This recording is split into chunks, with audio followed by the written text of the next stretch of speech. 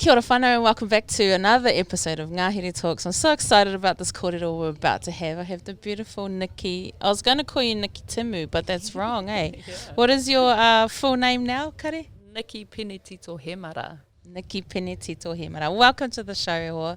It's so good to have you here. Why don't you take a little moment to introduce yourself?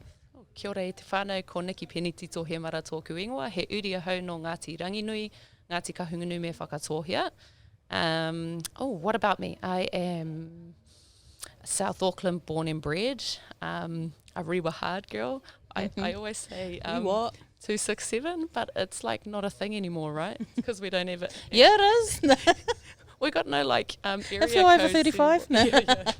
So 267, rewa hard girl, and live in Otara now actually, and have 4 tamariki. Brooklyn Rose is 15, Kimiora Kohitu is 8, Piata Wairoa is 3, and our boy, we finally had our boy, and his name is Koianake George Hilo, who's 1. Beautiful. Hi, that's me.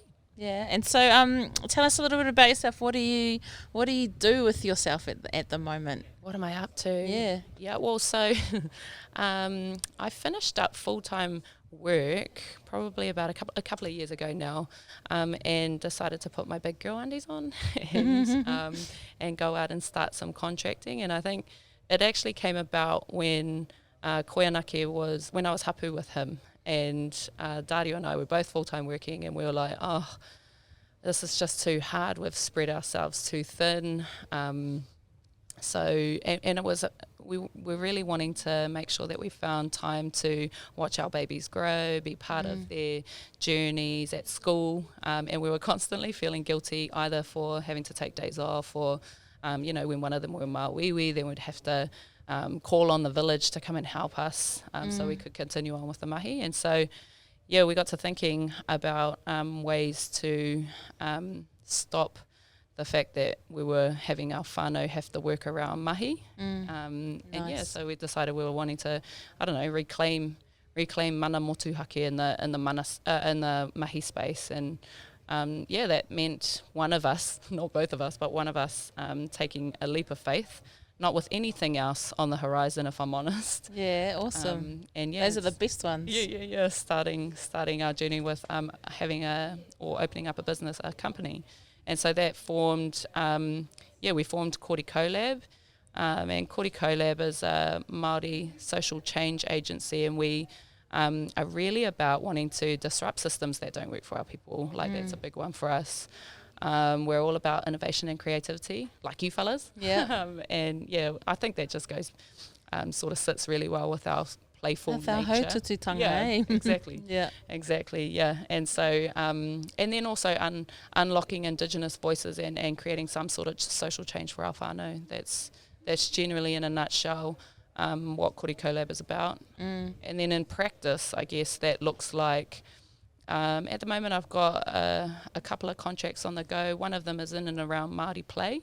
And having a look at that, a deep dive at that, what was it in the past, what is it now, and what do we want it to be, what do Māori want it to be in the future, and what do they aspire for it.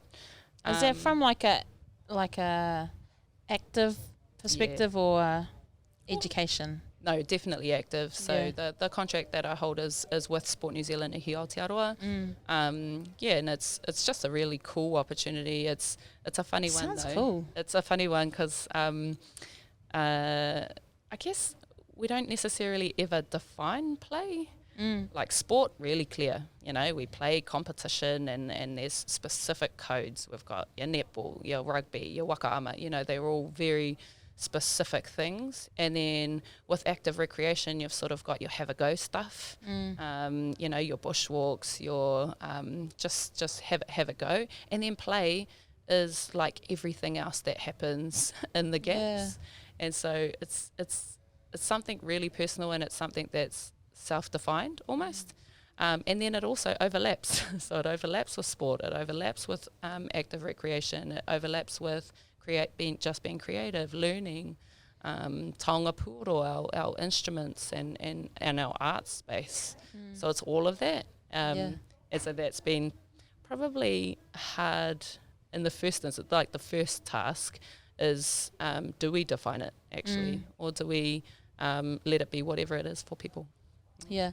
So you're looking at play across all ages. Yeah, across all ages. With the contract with Sport New Zealand, it definitely is the investment into our Māori play is within the age bracket of 5 to 11. But when we take our Te Ao Māori perspective on that, we think about tamariki in the context of whānau. And so that could be all ages, especially our pakeke and our kaumātua. Our parents play a massive role in the ability to enable play for our tamariki and rangatahi, and equally do our grandparents. If so, like I'm just thinking about my own family, like more so. The grandparents are the ones that sit and play with our tamariki, you know. With my tamariki, I'm the one that's like, oh, go outside. Leave mummy alone. Mummy wants to play with something else. So Kori Colalb, Kori is got a few different terms, eh? Like I think Kori tinana, like moving around. Is that kind of why you named your business what it is? Definitely. So both Dario and I have a background in studying sport, and also just live and breathe it. So all our babies are into something. Dario is still into something. I did my Achilles last year, so I am not into something right now. You're studying it. Yeah. But yeah, I think it just, and it also plays on what you said before, just our sort of hautatu nature. It's playful, it's movement focused, it's all of that. Yeah. And that's what we're about. I guess. That's our sweet spot. Yeah, that's cool. I'm keen to like rewind a little bit and just hear a bit more about your journey to now be a business owner and a systems designer. Yeah. Whatever that might mean, we'll dig into that a little bit later. But you went to school in Manurewa as well? Yeah. And then because what was kind of your pathway to end you up here where you are now? Yeah. Well, so I started at Leebank Primary, and then I went to Manurewa Intermediate, Manurewa High School. I fell pregnant actually. I was a teen mom, if that's a thing, with a MOM. Yeah, teen mom. Teen mom. So I fell pregnant at 18, and then gave birth to Brookie in my first year of uni. So headed off from Manurewa High School into Unitec and did a Bachelor of Sport, majoring in management. Then I decided I quite liked studying. Actually, yes, and then I also had this thought in my mind from the point actually of which I fell pregnant with Brookie, that I wanted to almost do something to stick it to the man. Like that was almost like my why, my driving force, because there were all these perspectives about me as a teen mum at that point. I'm not going to say I was like the meanest netball player, but I had a bit of a career. I could play, I could play. And so, that was a big factor for my parents at that point. Like, oh, what have you done to, your sort of sporting career, and how is this going to work with, you going to uni, and so there were all these, and it wasn't just my parents, it was everybody. The disappointment on people's faces when I fell pregnant, as well as you're going to be a good... Yeah, it is. Yeah. It is. And I remember actually I tapped into wanting some support from WINS around just some help so that I could continue to study and potentially not have to put so much into working, because I had to provide for now myself and for Brooklyn. And they said to me, they were like, oh, okay, well, you'll have to go on the sickness benefit. I'm like, why? I'm not sick. And they're like, no, but if you're wanting to get a benefit from us, you're going to have to go on the sickness benefit. And I said, well, is that going to stop me from studying? And they go, well, yeah, it is. Otherwise, you're going to have to go for a student allowance. And then I said, is that something that I have to pay back? And they said, well, depending on your income with your whānau, and they were earning too much for me to be able to tap into that and not necessarily have to pay it back. So I was like, well, that sucks. Like, all of that sucks, and forget about it. I'm just going to get a job. And I did, and that sort of was almost like the impetus for me to go, I can't swear, but yeah, stick it to the man. Like you can swear. Okay. Yeah, like if you. That's the PC Still one. couldn't say. Yeah, that's the PC one. Honestly, I'm a swearer, but I better not. Behaving, eh? I'm behaving. one. Yeah, so anyway, went to Unitec, finished the degree, really proudly walked across that stage. Didn't walk with baby because that wasn't accepted, but walked across the stage at Kahurangi with her, our Māori grad, and then decided to keep studying and did a postgraduate diploma in business, majoring in sport and rec, and then thought I'd do a little bit of a stint over in Aussie. Lasted all of 5 months, and then was like, I miss home, I'm coming home. Came back home and then got a job at Unitec as a tutorial assistant at that stage, which was choice. It was Mahi and needed to get back into it. And then I just later on down the track I got an offer to go and work for the Village Sport Academy. With I've heard of that. Goodness me, with Michael Jones. It was Michael Jones's like kaupapa at the time, and I was ready to sort of head off and find a bit of a new journey, but Unitec decided, what's your dream job? We'll make it happen for you. We want you. And so at the age of 23, I think I was sort of thrusted into being a lecturer. Wow. And I had my first class. I was a terrible first year teacher, I think. Why? Too mischief? Nah, just out there to sort of prove a point. Yeah. As opposed to like just relaxing into, it's not your job to know everything. You're 23. Yeah. Like, you don't know everything. And just like we do get like that when we're younger though, eh? Yeah, I just felt like I had a lot to prove. One, I was 23. 2, I was a woman. 3, I was Māori. Yeah. And so all of those things I felt were things that I needed to prove that a Māori 23-year-old wāhine could, we can do it. Yeah.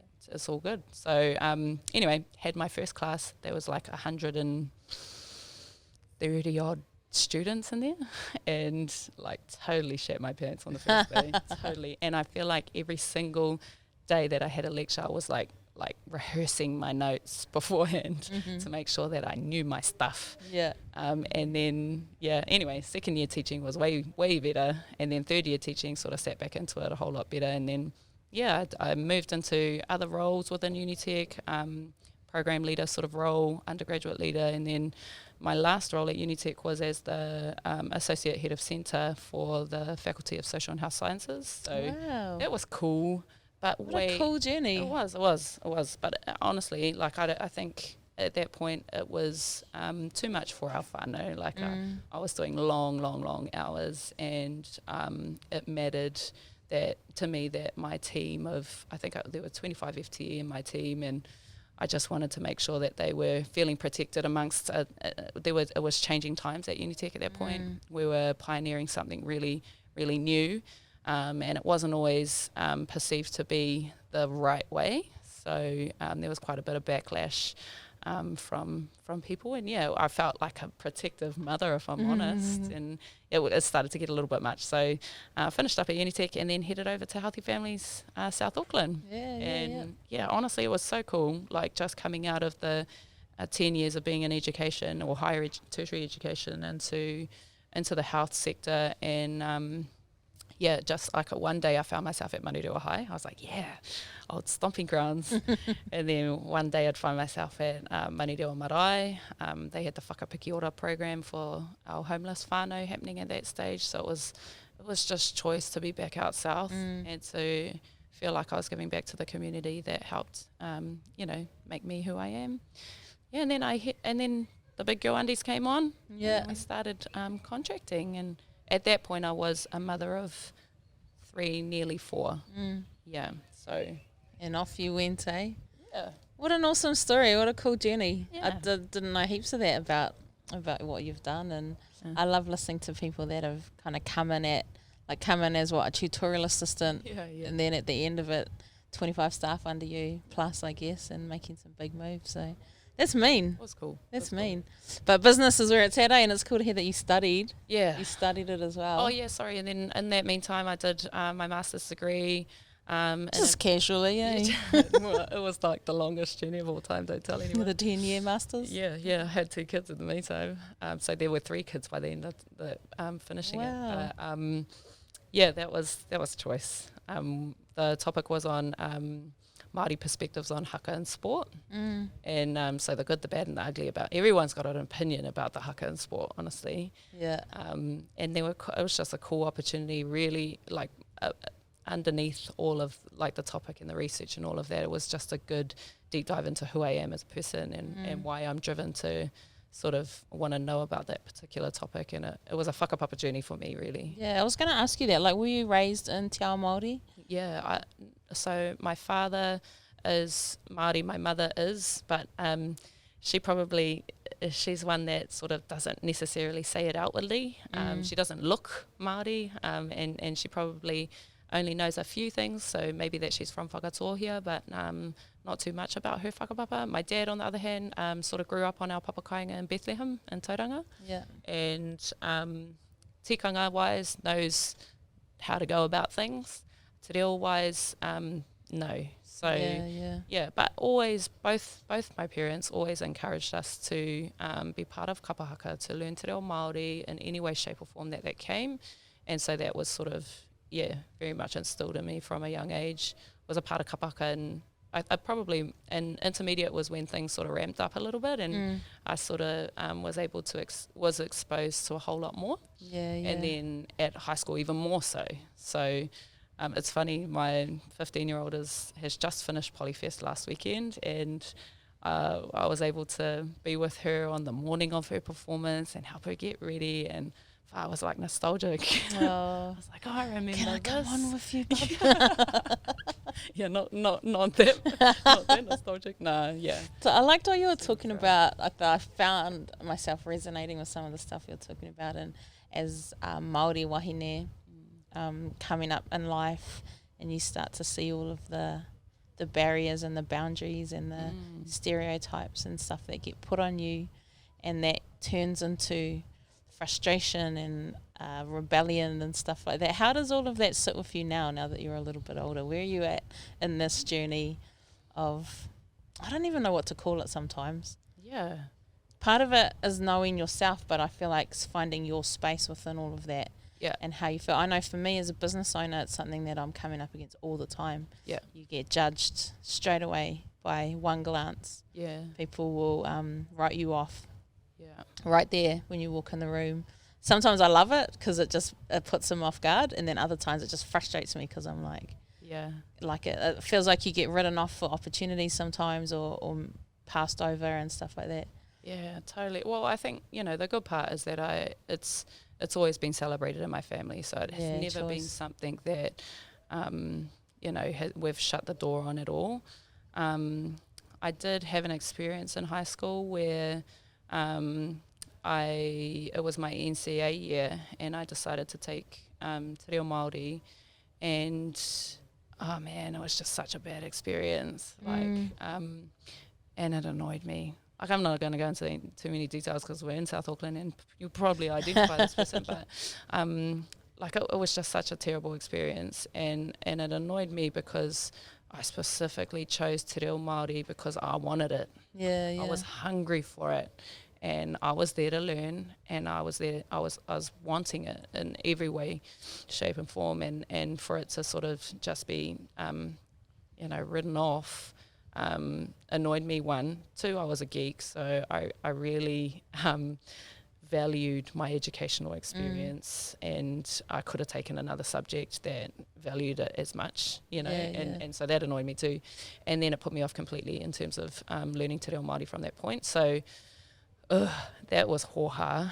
But I think now, like you say, you're always on a journey with your ao Māori, and I think the masters did me well in regards to the deep dive. I talk about, like, I went back to tracing my ancestors from the Takitimu Waka and from the top of the North Island all the way down to the bottom, and it highlighted the overlap in my iwi connects as well. So Ngāti Ranginui and Ngāti Kahungunu were part of the Takitumu Waka. And then I remember also having a conversation with Dr. Hirangi Hike, who he said to me when I was having, in the Mahi space, I was having a couple of, I was getting pushed 1 up. ounce. No. Yeah, 100%. Yeah, I was getting pushed up against or people who weren't validating a Māori perspective. And he goes, and I said, I don't know if I'm coming off well, like, I think I'm coming off as being like this aggressive activist, wāhine Māori.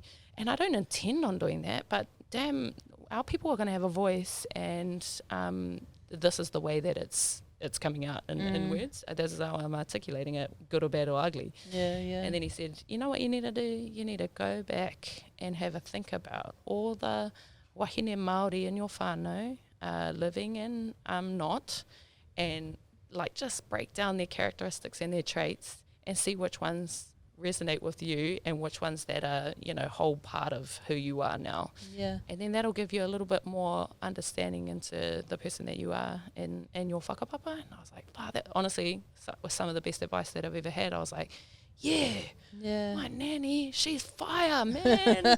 Like, honestly, she's the one who, was never shied away from having a voice, never shied away from having her opinion and making it be heard in any way, shape or form. And he goes, yeah, cool. So, and then what were the other characteristics and traits about her that made her other things? And think about those and how they relate to you. And then you'll get an insight into why you are the way that you are and why you're saying the things that you're saying. And then you also, if you've experienced an interaction with her, know how it feels being on the opposite side.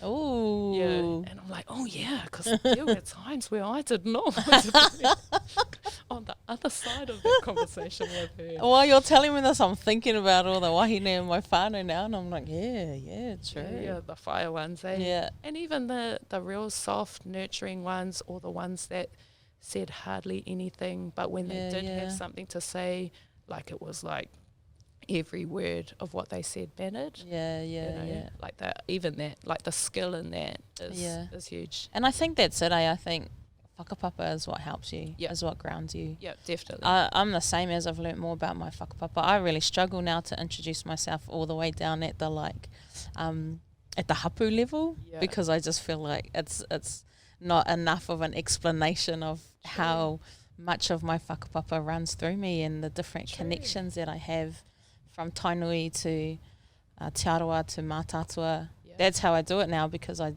used to only just do my one hapu in Rotorua because that was where I grew up. Yep, same. But the more that I learnt and the more that I learnt about my nan and her whānau over there and her whānau over there, my koro actually grew up over there, not over there. Yeah, it really helped build, I guess, my understanding of where I'm from, my connection, and that you can stand on regardless what environment you're in, what's coming against you or what's even going on inside of you, eh? Well, and the other important part about that is not just to name it, but to live it. Yeah. So one of the biggest things that we are a fan of, Dario and I, is that our kids can not only name their maunga, their awa, their waka, but they've travelled their maunga, they've walked up their maunga, they've the best, swam in their awa. They've seen those views, eh? Yeah. So it's almost like you're painting a picture when you share your pepeha, not just reciting some lines. It doesn't mean that it's a rote memory thing. Yeah. It's a lived experience. And we took our baby Piata, who holds our Ngāti Ranginui name. Her middle name is Wairoa. And Wairoa is the awa that we whakapapa to in that space. Anyway, we took her to Mawao when we were down there last time, and it was funny, just seeing how she travelled up the maunga in comparison to our kimiora who travelled up the maunga. So our kimiora is like the most sporty of all the children. She's sort of like naturally talented. She's naturally talented in that space. And then Piata, she catch her on a good day and you're good, catch her on a bad day and she's in a mood. Don't even talk to her. She won't give you anything. Anyway. She's like that nanny you were talking about, eh? She is. Her, me, nan. Same. But anyway, we took her up Mowal and it was so cool, eh? Like watching her in comparison to Kimiora. So she almost skipped up the maunga. Like she was so happy, she was stopping to talk to the sheep, she was grabbing leaves off the, rako, she was picking up stones, and she was having the best time. Kimiora was huffing and puffing and moaning, and Dario and I afterwards, when we got back down, I was just like, see, she's her Ngāti Ranginui side in her, by virtue of her name, gives her the ability to like solidly master that maunga. The rest of us, all of us are like fully like running out of breath, and that's the difference. Like she will experience that, she knows that, she's experienced that, she can stand on, the shoulders of the giants, the tupuna before her, and actually proudly say that that's my maunga, I've walked it, and I know it, I've experienced it. So. I love that. Awesome. So Kori Colalb, everything to do with movement, play, and the whole system behind it. I saw something about bringing indigenous perspectives into the systems around us. Like, what is all this jargon, Kari? What does it all mean? True, that was one thing that I learned at Healthy Families, honest to God. Oh, like spin them off, lingo bingo. And I was very thankful for it when I came into the business space, actually, because in government it lands to our people. Like, what are you talking about? What is amplifying your voices? Yeah. What is all of that? Like, break it down for me. Yeah, well, I think in terms of unlocking Indigenous voices, we've got that on sort of our website. That is all about just bringing to the fore Māori perspective, right? And if we break down, we've said that we're a Māori social change agency. If we break down Māori in general, we think about the word, well, it means normal, natural, common, ordinary, and it meant that because at the time, before European arrival, that was the case. It was Māori were normal, natural, ordinary, and common. There were no other ethnicities. We were the indigenous people of Aotearoa, and like if you think about that, and in the context of our work, I guess that's what we're wanting to honour. We're wanting to honour the fact that Māori voices, Indigenous voices, are normal, common, ordinary, and we want to privilege those spaces and create more space for it to be legitimate and for it to be validated in spaces where, they can have influence, as opposed to being considered the other voice, or the one that we should tack on to a report. Like that's happened heaps in the Mahi, Oh, yeah, I've got a lot to say about this topic, but can you embed a Māori perspective, please? Or can you please look through this and tell us where we need to add te reo Māori in there? Or can you give us a whakatauki? Or to put it hoka haka. Can you run a porfiri? Like all of those things, right? What's wrong with that? Like Like straight up question though, like what is it about that? Because I have this conversation all the time. You know, as a Māori, and you find yourself in environments and you might be the only Māori there, and you might be there because you're the only Māori, and all of a sudden you're not only there to speak on behalf of your people, you're there to give everyone a reo lesson and teach them some tikanga while you're at it, and then also bring some big perspectives all at once, without getting paid. Yeah. But people they still don't understand why what we're talking about here is not right. Well, square peg, round hole, like, you're trying to fit something into a paradigm or a world view that is sometimes colliding. But isn't that just translating the language? Yeah, nah. Like, like if you break down Māori words, they do not mean the same in Te Ao Pākehā as they do, or in English as they do in Māori. And I think the reason why we as Māori get hoha in organisations is because often we are trying to build the strength base of Māori first, and yet are asked to tap into the Te Ao Pākehā side. Oh, but we need a whakatauki. Oh yeah, but hold on, we still haven't spent the time to really truly build the strength on this side.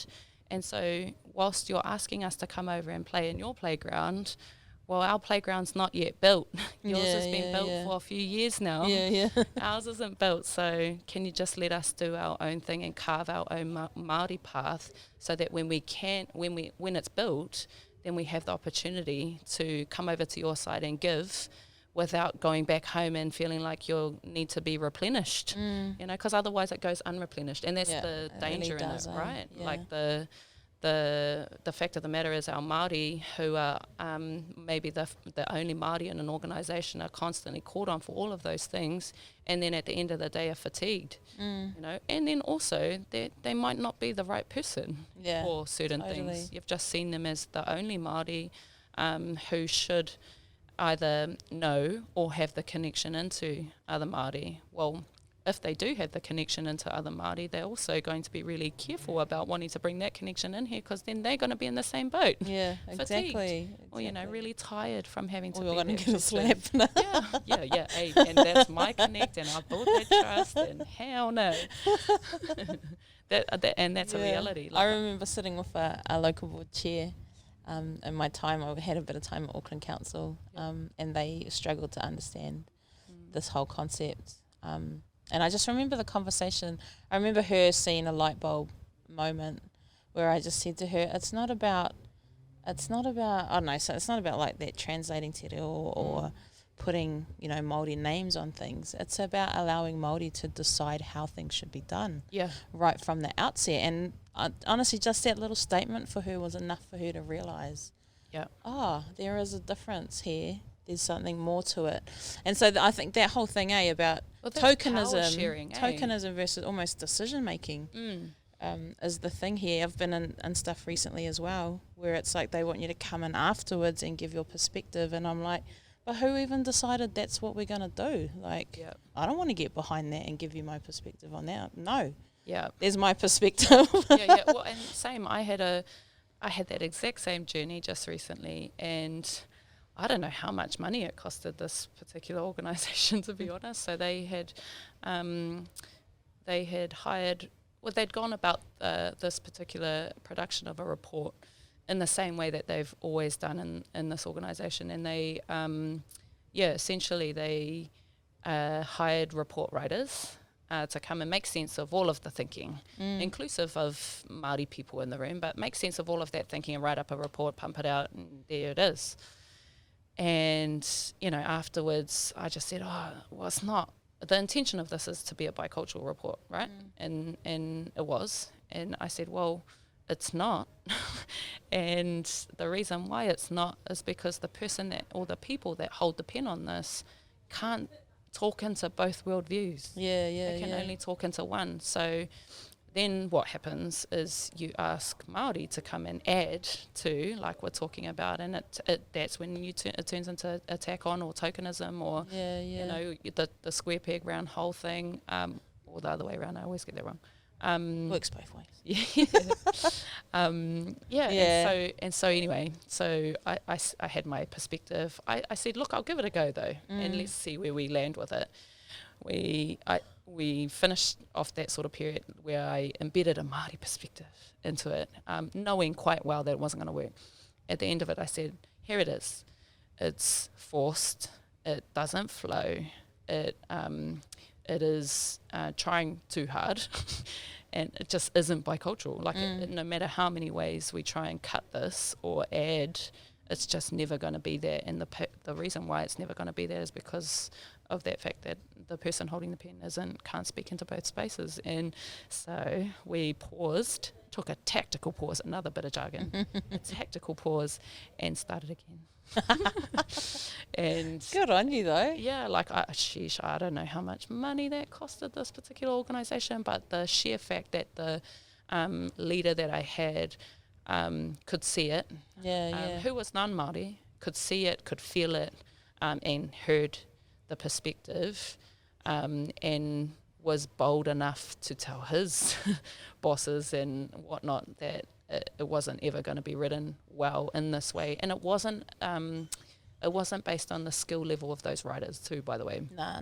They just couldn't. Because that's the thing. It goes all the way back to the inception of the concept. Yeah. Hey, that's what we're talking about. Yeah. So there's no blame on those writers, and essentially it also was a indicator of where my leader was at with his sort of knowledge of and understanding of how to operate in this bicultural space, which honours both, you know.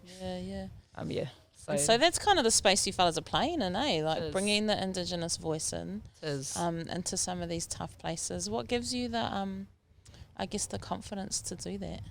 I guess it's just one of the big things. Dario's more strong at this than I am, but is just building really good relationships with people, right? So people building the trust, you know, behind that. So, and that takes time. You know, when you're asked to fulfill a contract and they've asked you to go and gather insights or go and talk to people, and you're like, oh sweet, so 3 years? hey, because the first year is just going to be like grabbing a tea towel and going and drying some dishes, because that's where the majority of the meanest kōrero happens.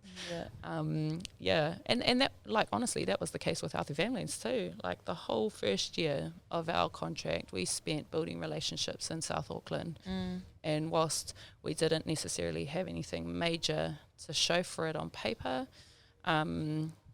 when it came to the second year, we knew our people. So as long as we'd landed on the kaupapa that was, you know, driven by the whānau from the community, then we could pull on the connects instantly. We had their numbers on speed dial, you know, and it was definitely about that. It was about building trust. Who are you, actually? And you guys got any money? And, well, what does this look like? And, you know, they wanted to know all those answers before we even got the second foot in the door. And that, I think, is the reason why I have some sort of confidence working into the Indigenous space. Secondly, it's awesome to be working alongside my husband, who is a product of the Kura Kaipapa Maori movement, and all facets of that. So again, massive mihi to our giants, our tupuna, who had the foresight to rock and roll that movement for us. I think they've done wonders for us to be able to, for me to sit at the table at the Crown Entity Organisation for Sport and Recreation, for example. Like, that I'm a product of being able to, the path that they carved out for us. And so, you know, on this side of, on our tahatane side of Kori Colalb, we have someone who's steeped in his mātauranga. We have someone who's connected to his whakapapa. And then don't forget the village that sits around all of those too. So that's another reason why. And then on my side, we've got Māori, a Māori wāhine who is the bicultural, you know, the one who has had to live and breathe the mainstream education system with her ao Māori, you know, and I think that's the importance, and the importance also of understanding that we have. I've been talking into some of the mahi of Praone Gloin recently around his concept, I guess, around this sort of a spectrum of Māori, where we've got down one end our ahika, our ones who keep the home fires burning, our ones who have the in their papakainga are connected to their marae, can speak the reo. And then on the other side, you've got our ahi mātau, ones who are completely disconnected, know that they're Māori but don't know their whakapapa, and don't know how to speak te reo Māori. And then you've got ahi tere tere, the ones who are in the middle, which is probably where I sit, if I'm honest, where I have connection, I have some knowledge, I have some awareness, but I'm certainly not at the space where I would be confident and comfortable to take my whānau home and be ahika yet. I say yet because, you know, it's an aspiration, but I guess those are the reasons why I feel like working into the Indigenous space and unlocking those voices is I have some sort of confidence in and enjoy doing anyway. Yeah, awesome. Because it's not an easy thing to do, eh? No. And it can be a heavy thing sometimes to take on that role, I suppose, to be able to bring the voice of a people. Yeah.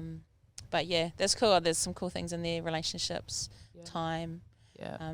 good partnership like you and Daddy, or Trust. yeah, the bigger whānau around that. So that's all awesome.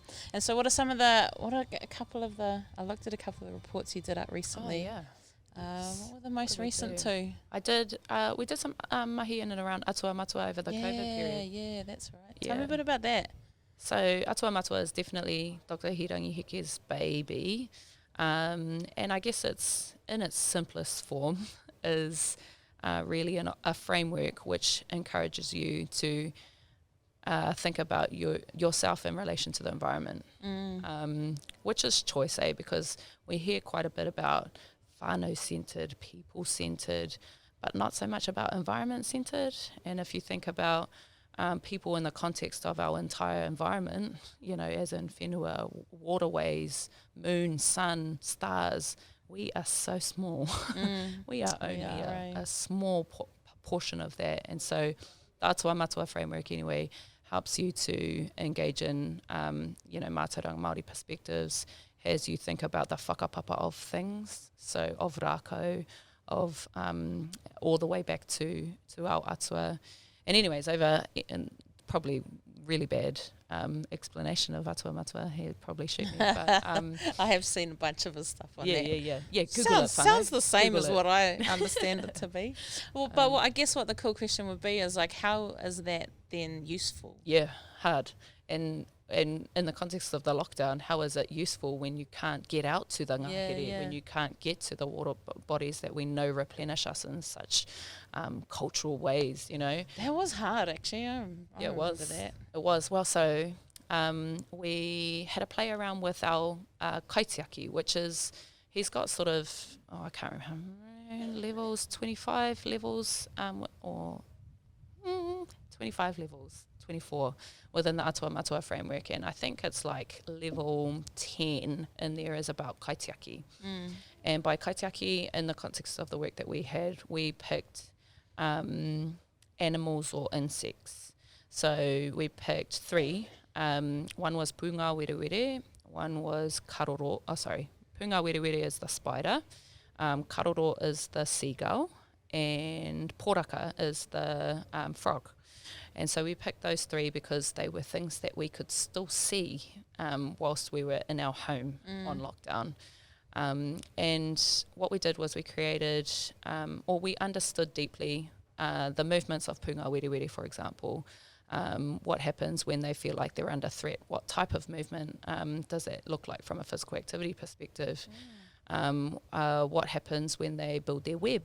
What happens when they're outside and there's a massive wind? How do they move, and how do they interact with the environment? And so anyway, we created a whole lot of physical activity. Some of them were sort of just movements, others were games based around the movements and the interactions that Punga Werewere had with the environment.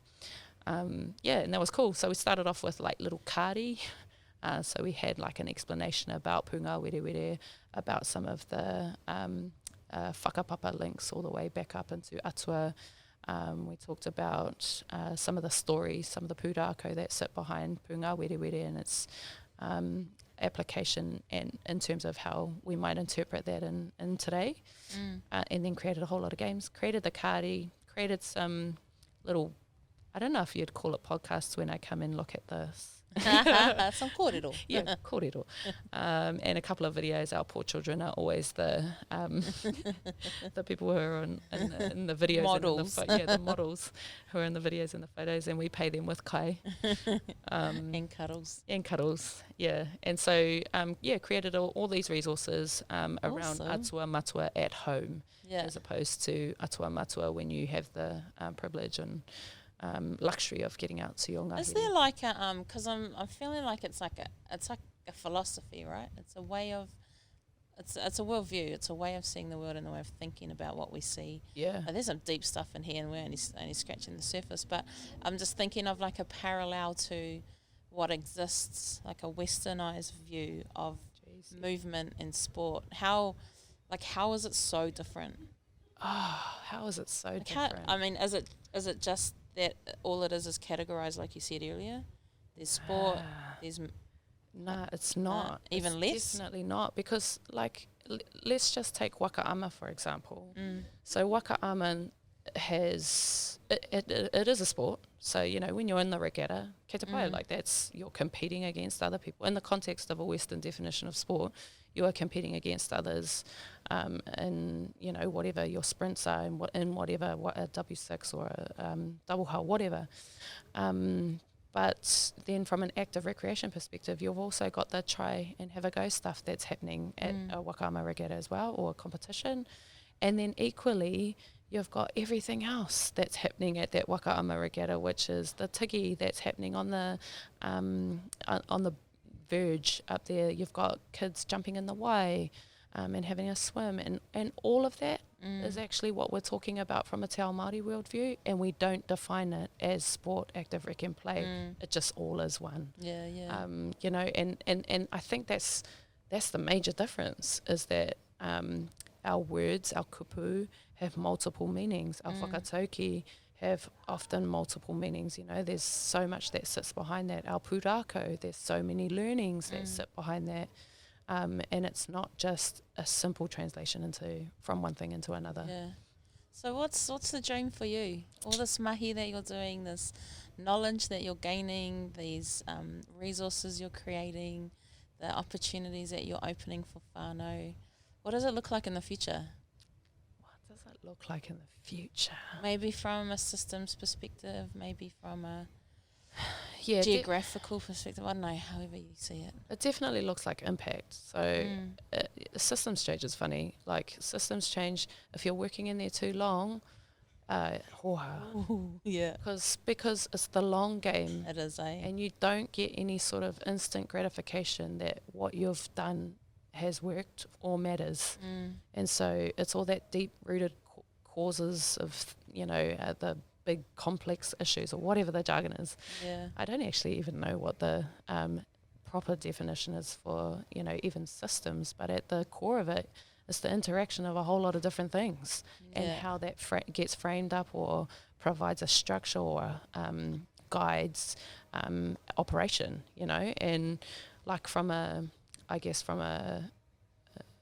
big perspective, from a large system, you've got your sort of health systems, your education system, of which underneath that sits, I don't know, your ECEs, your schools, your tertiary institutions, your curriculum, your assessments, your classes, your students, and all of that creates that system. And then at sort of like the other level, like the just me at home level, then you've got, okay, after school, kids, you know what the system is really. I don't say that, but they know what the system is. The system is you fellas go and have your wash, have all your, play, your homework, get all of that done before dinner, and then let's all sit down kaitahi together, and then after that, mum and dad are clocking off, so fellas go on the iPad and get what you do for the last hour of your, and that's our system. Doesn't sound very indigenous. No, it doesn't, right? But that's the general system. And I think sometimes, that those ones get taken for granted. Those ones that actually work. Sometimes it doesn't work. Witching hour is really hard in our family when everybody wants a piece of everything. And sometimes they don't work. And I think at that point you've got to understand, what is the long-term change that we're looking to make here? And so when I'm working in systems change, I always have to do that and something else. Yeah, I totally get that, because otherwise we do the same here. You know what I do? We do clothing. Something that, easy, creative, quick turnaround, light, fun. Well, that for me is teaching. So teaching, I did that for so long that going back into it after being at Healthy Families was really cool, because when you get a student from not knowing to knowing, and you can see that light bulb moment happening, I'm did my job today. I can go to sleep and be happy. And so I think, the long game for us, back to your point. Yeah, stalling. Come on, answer the question. I'm sitting here trying to imagine, is it about maramataka being the main thing? The main calendar for Aotearoa? Is it about, is it that kind of stuff? Yeah, I think it definitely is influencing in the spaces that will be able to create that long-term change. So hence the reason why Sport New Zealand is the space I want to be in right now. We were sitting in a hui the other day where we'd sort of shared all our voices, and then the report was created, and then this awesome wāhine stood up and she said, yeah, all of that is cool and all of it represents our voices, but none of our names are on there. And then she goes, and I'm not saying that from a sort of a whakahihi perspective. I'm saying that from the fact that these are all our contemporary whakatauki that our babies and their babies and their babies will be able to say that my mum sat at the table at wherever and was a part of that kaupapa, and this is what she had to say, and that's her whakapapa back to that whakatauki. That's her whakapapa to be able to say, stand up and go, my mum said this, and so I'm obligated to be here. I have a voice here, and I have a place here. So I don't know how to articulate that, but that is the long-term goal. The long-term goal is that my babies and their babies and their babies know that they can stand strong in Aotearoa, have a voice, be valued, know that who they are as Māori is legitimate and normal. That's the view. It's sort of like the long-term vision. How to get there, at the moment. It's so complex though, eh? The reality is, and I don't even know if we understand it to its fullest. We have to live it. But I don't know. There's just so many layers to that. Like even when I'm thinking like sport as a starting point, and then what does that flow on to? Like health. But then like I don't know, health, maybe wealth, economic well-being. In our spaces. Education, like it just keeps going, eh? Yeah, totally. And the other space, like when, Dario actually, in terms of Kori Colalb, I just disclaimer here, it's predominantly Nikki that's working into Kori Colalb at the moment. Dario still holds a full-time job, and it's just been the boss, eh? It's just been appointed the CEO, the kai whakahaere matua for Toi Tangata, and like that again is another reason. That is part of the long-term goal. Like if you've got someone who is the CEO, is the first kaupapa Māori, product of the kaupapa Māori system at Toi Tangata and is in that space. If you've got a mum who is doing her PhD and could potentially be a doctor, not one that can save people, but one that has got into saves people in other ways. And has got into the sort of top of her game in relation to academia, and who is having a voice at the table that essentially creates policies and frameworks for our entire country. That's where we're headed, and I guess we don't need to be, we don't need those roles necessarily to make us feel like we're doing well, because our most important roles are as mama and papa to our four tamariki. That's that 100%. That's the most important role, but at the moment it's role modelling to them and to others that they can aspire to that, and that they can be that. It's not out of their reach.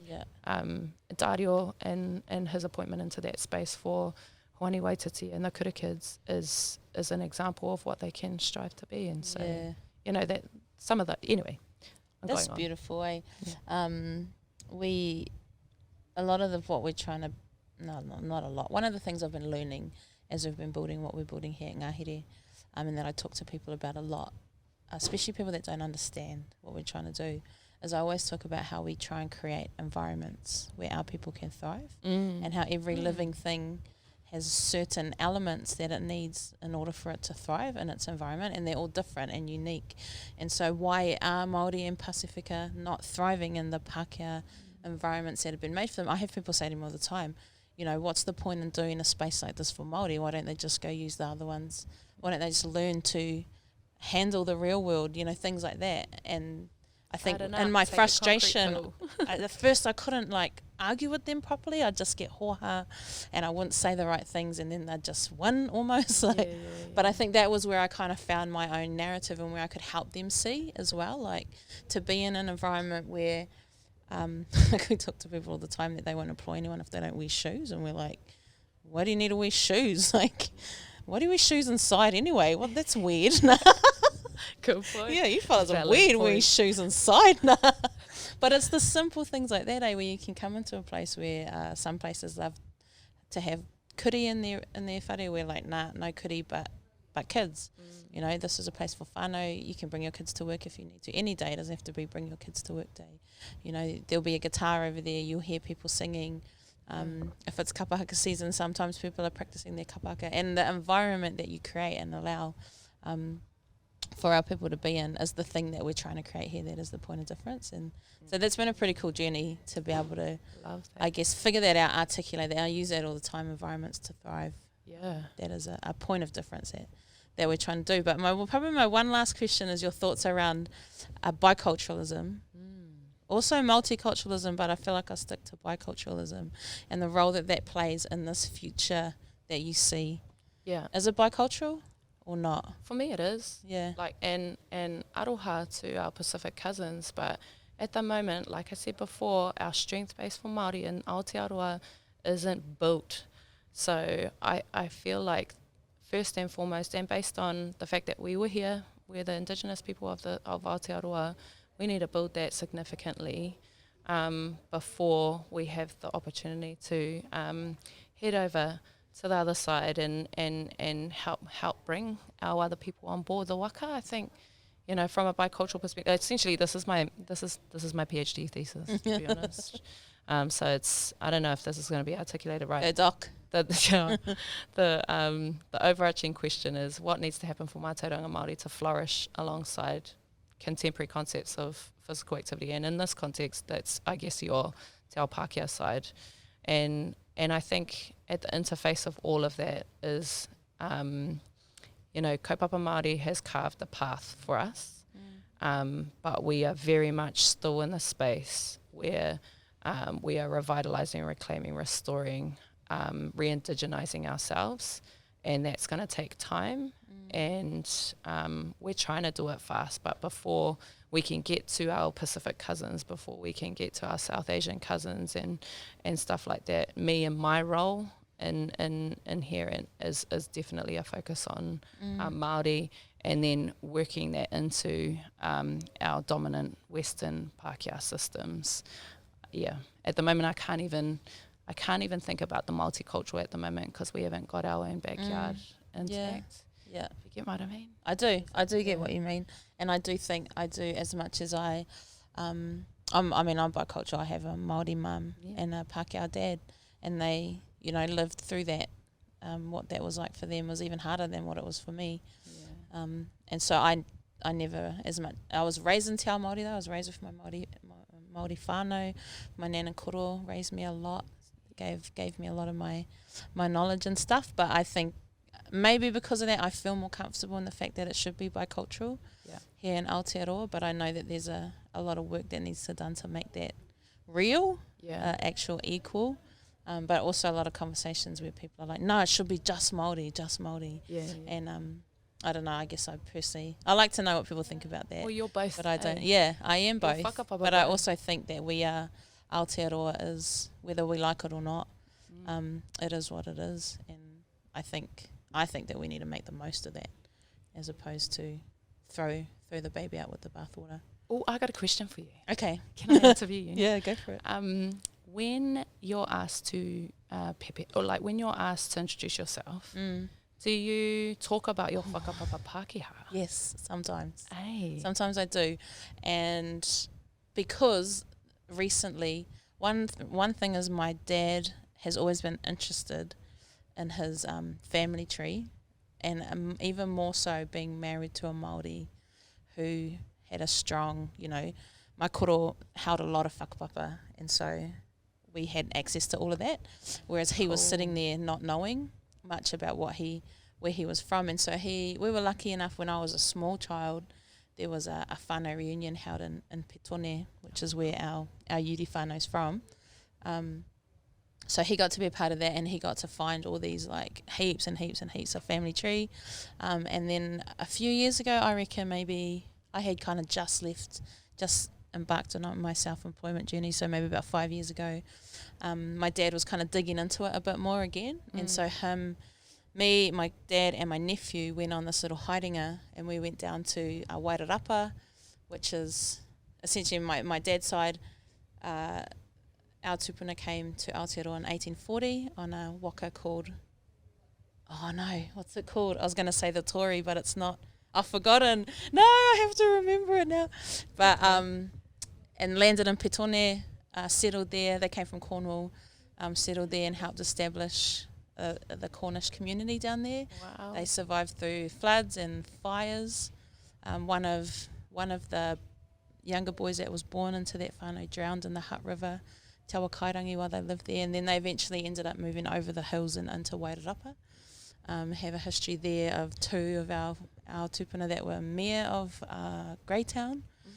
And so there's still whānau in there, and then my dad's family ended up moving up to the Waikato, and so my dad grew up in Waikato and stuff like that. So in the right environments, I will share that side as well. It just depends on where I am. Like I don't know if you're the same, but you read the room, and depending on the room will depend on how much you're going to give them of who you are. Yeah. Sometimes I just give them my name. Yeah. 'Cause that's all I want them to have. That's true, eh? Yeah. I was challenged significantly in the master's journey around the fact of the matter was I can proudly stand up and whakapapa Māori, but why aren't I able to do that for my Pākehā side? And throughout the journey in tracking the Takitimu waka, I was able to dive a little bit deeper into some of the battles that happened up and down the country as well. And then at the same time, I wanted to delve into my Pākehā side, of which we have Cornish. Duke of Roxburgh, that's the waka. Got it. There you go. Yeah. Carry on. Yeah, Cornish as well. Yeah, Cornish as well. A little bit Dalmatian. Lots of different things. And it was interesting because my mum's sister came to me during my writing up of my thesis, right at the final period, where I was having this real bad, whawhai with myself around.